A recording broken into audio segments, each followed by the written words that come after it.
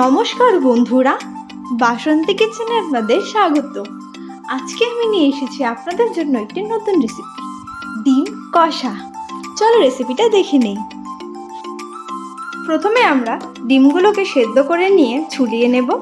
তারপর একটি কড়াইতে তেল দিয়ে তেলটা গরম হয়ে গেলে সামান্য হলুদ দিয়ে একে একে সেদ্ধ করে রাখা ডিমগুলো দিয়ে দিচ্ছি। এখন এটাকে আমরা নেড়ে চেড়ে নেব।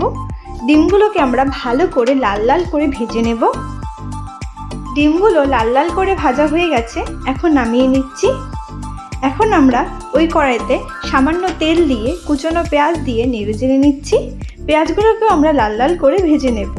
এর মধ্যে পেঁয়াজ, রসুন ও আদা বাটা দিয়ে পরিমাণ মতো হলুদ, 2 চামচ লঙ্কার গুঁড়ো দিয়ে নেড়ে চেড়ে নিচ্ছি।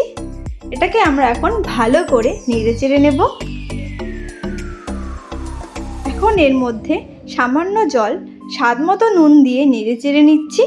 এটাকে আমরা ভালো করে কষিয়ে নেব।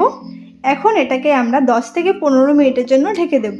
ঢাকনাটা সরিয়ে দিয়ে 2টো কাঁচা লঙ্কা দিয়ে নেড়ে চেড়ে নিচ্ছি। মশলাটা ভালো করে কষানো হয়ে গেছে। এখন এর মধ্যে সামান্য জল দিয়ে নেড়ে চেড়ে নিচ্ছি। এখন এর মধ্যে ভেজে রাখা ডিমগুলো দিয়ে দিচ্ছি। আবার এটাকে আমরা নেড়ে চেড়ে নিচ্ছি। আবার এটাকে আমরা 10 থেকে 15 মিনিটের জন্য ঢেকে দিচ্ছি।